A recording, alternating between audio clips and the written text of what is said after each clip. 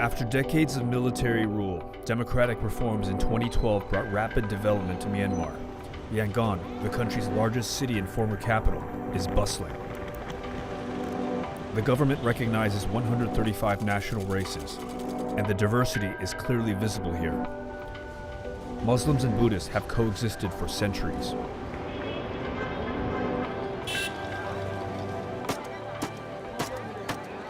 But since fringe elements of the Rohingya Muslims attacked the military in 2017, the country has seen a surge in anti-Rohingya sentiment. What do you make of the fact that over 600,000 people now are living in a camp on the Bangladeshi side, and many of them have been shot, they've got lacerations, many of them have been burned, many raped, many killed? Never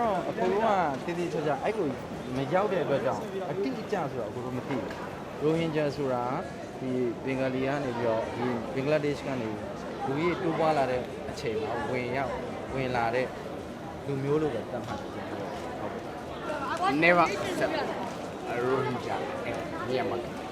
Why?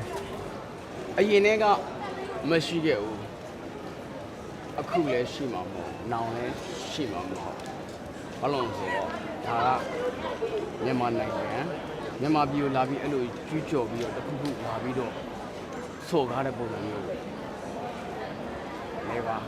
accept.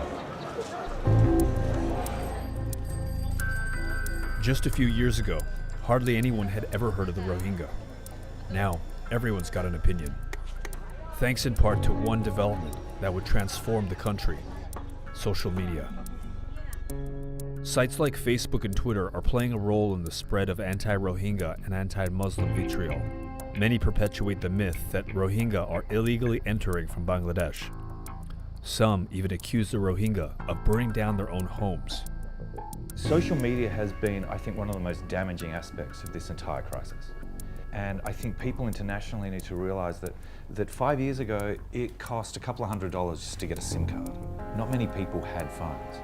And so what we've seen in the past 3 or 4 years is this country getting online, everyone having a cheap smartphone and access to Facebook. And so there is not the media literacy, there's not the kind of the ability to understand this medium and the limitations of online speech. And they're being told that the Rohingya are the vanguard of a Muslim invasion.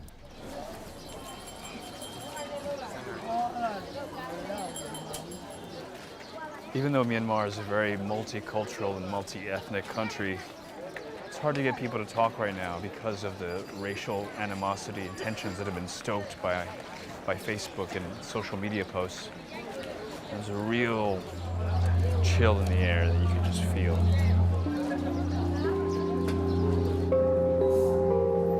One, two.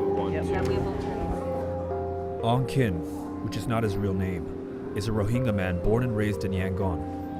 Even in Yangon's largest Muslim neighborhoods, he needs to be cautious. Right now, it seems like lots of people here are very anti-Rohingya. Yes. Why is that? Because for me, it is the propaganda of the government policy. Rohingya people are the most persecuted anyway. For example, my generation, very, very difficult to get national identity card. If you have not the identity card, you can't do anything. For example, professional education life and any government official job, so any other job. Under Myanmar's 1982 citizenship law, which didn't include Rohingya, the ethnic group was effectively rendered stateless and invisible and disappeared from the collective consciousness until recently. I asked some Buddhist friends, why are you hate Muslim?